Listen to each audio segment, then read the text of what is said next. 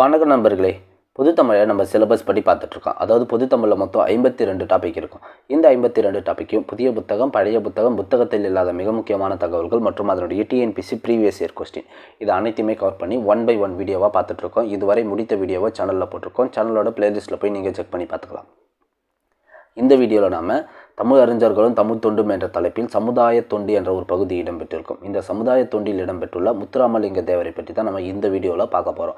இந்த வீடியோ நீங்கள் முழுமையாக பார்த்த பிறகோ அல்லது இந்த நோட்ஸை நீங்கள் முழுமையாக படித்த பிறகோ இவரை பற்றி எந்த கேள்வி எக்ஸாமில் கேட்டாலும் உங்களால் ஆன்சர் பண்ண முடியும். ஏன்னா நாங்கள் சொன்ன அதே ஆற்றலில் தான் இந்த நோட்ஸை ரெடி பண்ணியிருக்கோம். புதிய புத்தகம், பழைய புத்தகம், புத்தகத்தில் இல்லாத மிக முக்கியமான தகவல்கள் மற்றும் டிஎன்பிசி ப்ரீவியஸ் இயர் கொஸ்டின் இது அனைத்துமே கவர் பண்ணி தான் இந்த நோட்ஸை ரெடி பண்ணியிருக்கோம்.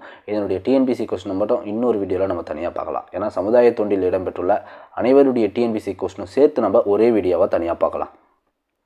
நாங்கள் போடுற இந்த சிலபஸ் வைஸ் வீடியோ அனைத்துமே ஒரு நோட்டு போட்டு எழுதி படிங்க.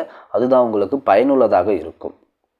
இப்போது எழுத முடியாதவங்க மட்டும் இந்த பிடிஎஃப்பை பெற்றுக்கொள்ளலாம். இப்போ ஒர்க் போயிட்டு படிக்கிறவங்க இருப்பீங்க, இல்லை வேறு சில காரணத்தினால உங்களுக்கு சரியான நேரம் கிடைக்காது.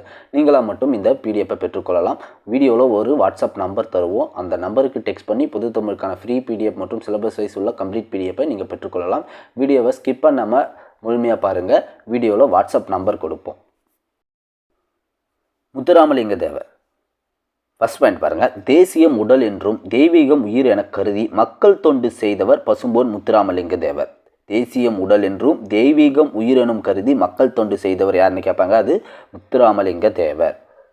சுத்த தியாகி என முத்துராமலிங்க தேவரை பாராட்டியவர் யாருன்னா தந்தை பெரியார் அவர்கள். தந்தை பெரியார் முத்துராமலிங்க தேவரை சுத்த தியாகி என்று பாராட்டியுள்ளார். முத்துராமலிங்க தேவர் பிறந்த ஆண்டு பாருங்கள் 1908 அக்டோபர் மாதம் 30. 1908 அக்டோபர் 30 முத்துராமலிங்க தேவர் பிறந்துள்ளார். பிறந்த ஊர் ராமநாதபுரம் மாவட்டத்தில் உள்ள பசும்பொன். ராமநாதபுரம் மாவட்டத்தில் உள்ள பசும்பொன்னில் இவர் பிறந்துள்ளார். பெற்றோர் பெயர் பாருங்கள் பாண்டிய தேவர் இந்திராணி அம்மையார். பாண்டிய தேவர் இந்திராணி அம்மையாருக்கு முத்துராமலிங்க தேவர் பிறந்துள்ளார்.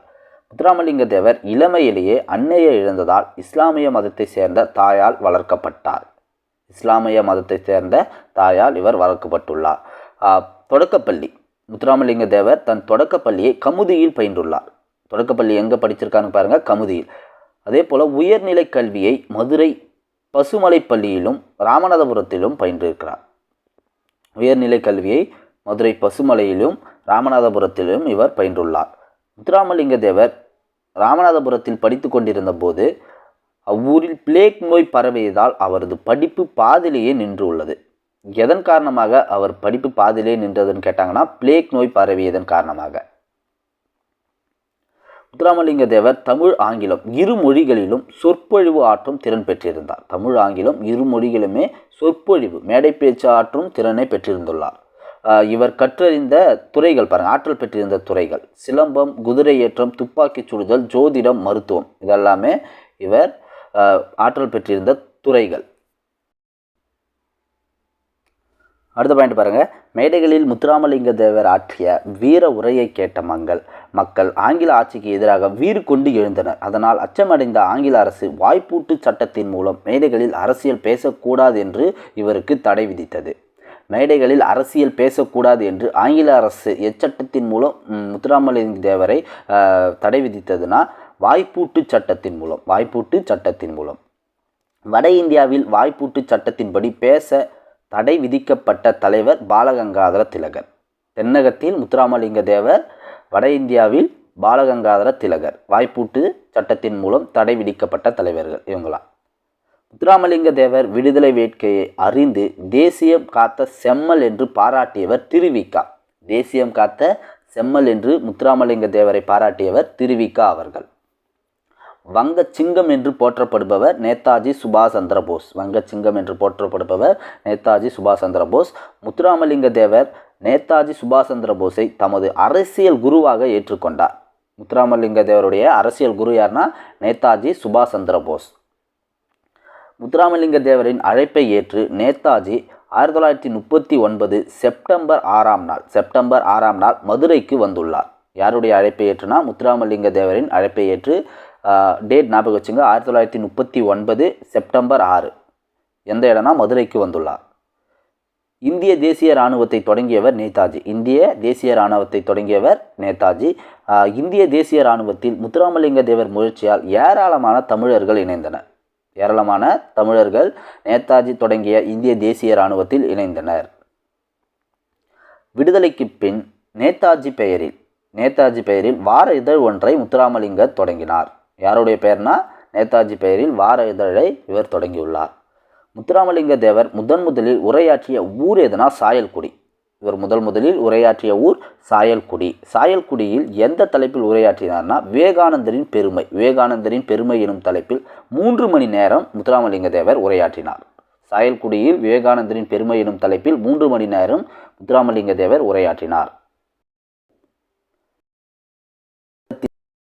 யார் இது போன்ற ஒரு பேச்சை இதுவரை நான் கேட்டதில்லை. முத்துராமலிங்க தேவரின் வீரமிக்க பேச்சு விடுதலை போருக்கு மிகவும் உதவும் என்று மகிழ்ந்து கூறியவர் பெருந்தலைவர் காமராஜர். யார் இவருடைய பேச்சை மகிழ்ந்து கூறினாங்கன்னா சாயல்குடி பேச்சை பெருந்தலைவர் காமராஜர்.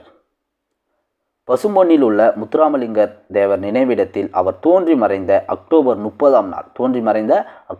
30ஆம் நாளில் ஆண்டுதோறும் தமிழக அரசின் சார்பில் அரசு விழா எடுக்கப்படுகிறது. அக்டோபர் 30 இவருக்கு தமிழக அரசின் சார்பில் அரசு விழா எடுக்கப்படுகிறது. முத்துராமலிங்க தேவரின் திருவுருவப்படம் தமிழக சட்டமன்றத்தில் திறந்து வைக்கப்பட்டுள்ளது. அதே போல அரசு சார்பாக சென்னையிலும் இந்திய நாடாளுமன்றத்திலும் சிலை வைக்கப்பட்டுள்ளது. இந்திய அரசால் 1995 இவருக்கு தபால் தலை வெளியிடப்பட்டது. முத்துராமலிங்க தேவருக்கு 1995 தபால் தலை வெளியிடப்பட்டது. அடுத்த பாயிண்ட் பாருங்க. தென்னாட்டு சிங்கம் என்று தேவரை சொல்கிறார்களே, அது சால பொருந்தும் என அவரது தோற்றத்தை பார்த்த உடனேயே நினைத்தேன். அவர் பேசத் தொடங்கியதும் சிங்கத்தின் முழக்கம் போல இருந்தது என்று அறிஞர் அண்ணா முத்துராமலிங்க தேவரை புகழ்ந்துள்ளார். தென்னாட்டு சிங்கம் என்று அறிஞர் அண்ணா புகழ்ந்துள்ளார். முத்துராமலிங்க தேவர் பேச்சு உள்ளத்தில் இருந்து வெளிவருகிறது, உதடுகளில் இருந்து அல்ல. உள்ளத்தால் எதிலும் பற்றற்று உண்மை எனப்பட்டதை மறைக்காமல் அப்படியே பேசிவிடுவது அவருடைய வழக்கம் என்று ராஜாஜி பாராட்டியுள்ளார். பாராளுமன்றத்தில் முத்துராமலிங்க தேவர் ஆங்கிலத்தில் பேசிய பேச்சு வெள்ளையர் காலத்தில் விட்டல்பாய் வல்லபாய் பட்டேல் போன்ற மேதைகள் பேசிய பேச்சை போல் இருந்ததாக வட இந்திய இதழ்கள் பாராட்டியுள்ளன. வெள்ளையர் காலத்தில் விட்டல்பாய் வல்லபாய் பட்டேல் போன்ற மேதைகள் பேச்சை போன்று உள்ளதாக வட இந்திய இதழ்கள் முத்துராமலிங்க தேவரை பாராட்டியுள்ளது. பசும்பொன் முத்துராமலிங்க தேவர் 1937 நடைபெற்ற சட்டமன்ற தேர்தலில் எந்த பாருங்க 1937 சட்டமன்ற தேர்தலில் ராமநாதபுர அரசர் சண்முக ராஜேஸ்வர சேதுபதியை எதிர்த்து போட்டியிட்டு வெற்றி பெற்றார்.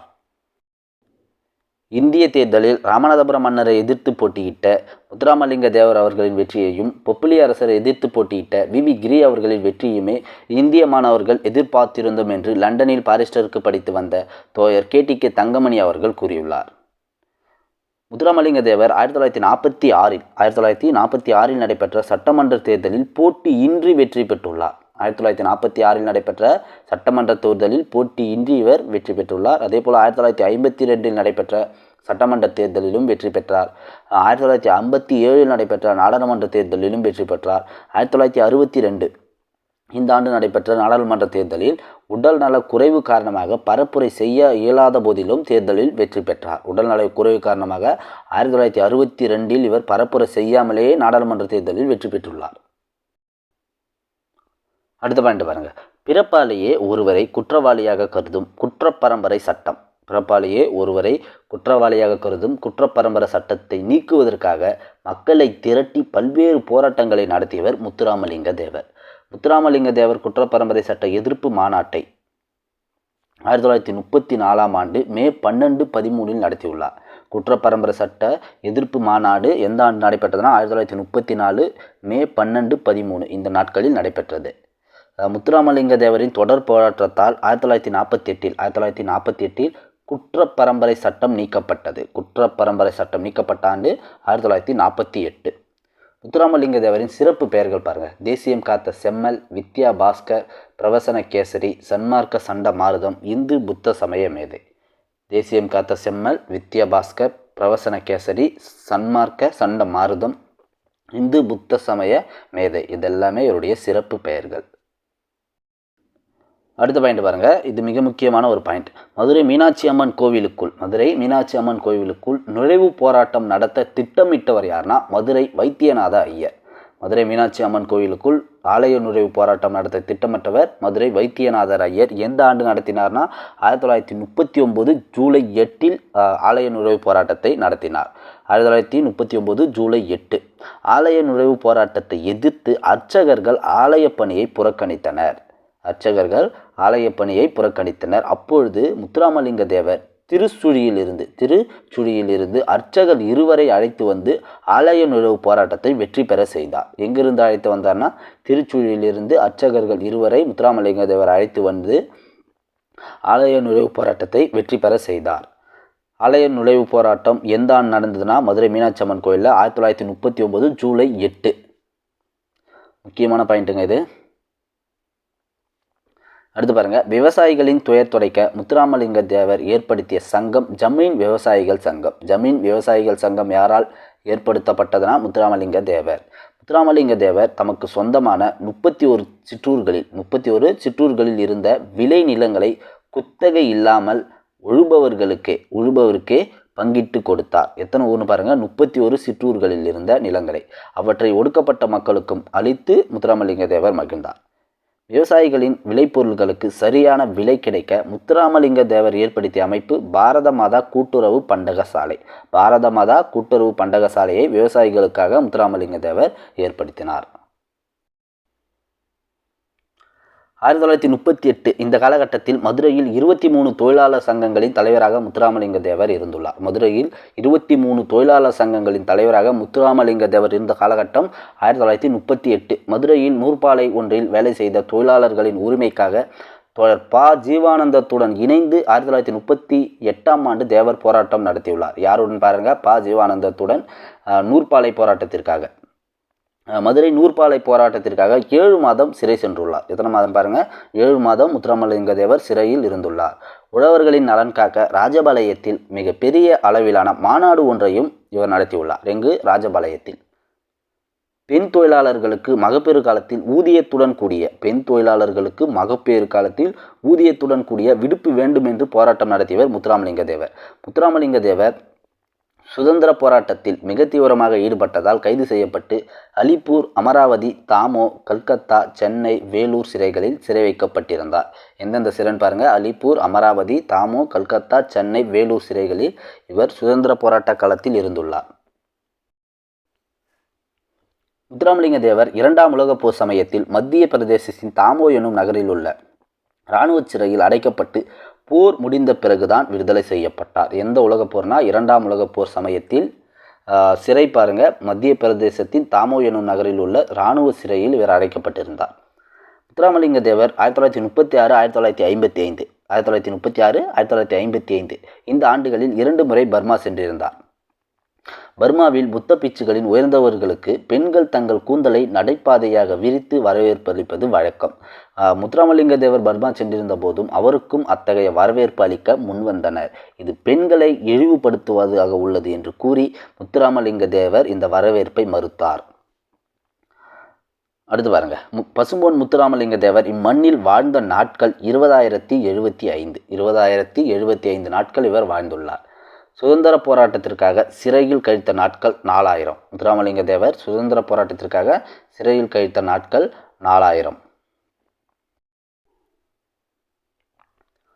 தன் வாழ்நாளில் 1/5 பங்கினை சிறையில் கழித்த தியாக செம்மல் முத்துராமலிங்க தேவர். வாழ்நாளில் 1/5 பங்கினை இவர் சிறையில் கழித்துள்ளார். பொது தொண்டுக்கு இடையூறாக இருக்கும் என கருதி திருமணம் செய்து கொள்ளாமலே தியாக வாழ்வு வாழ்ந்துள்ளார். பொது தொண்டுக்கு இடையூறாக இருக்கும் என கருதி திருமணம் செய்து கொள்ளவில்லை இவர். முத்துராமலிங்க தேவர் விவேகானந்தரின் தூதராக செயல்பட்டார். யாருடைய தூதராக செயல்பட்டார்னா விவேகானந்தரின் தூதராக செயல்பட்டார். முத்துராமலிங்க தேவர் ஆன்மீக பக்தராக செயல்பட்டுள்ளார். முருகனின் ஆன்மீக பக்தராக செயல்பட்டுள்ளார். தமிழ் பாடும் சித்தராக முத்துராமலிங்க தேவர் செயல்பட்டார். தமிழ் பாடும் சித்தராகவும் செயல்பட்டுள்ளார்.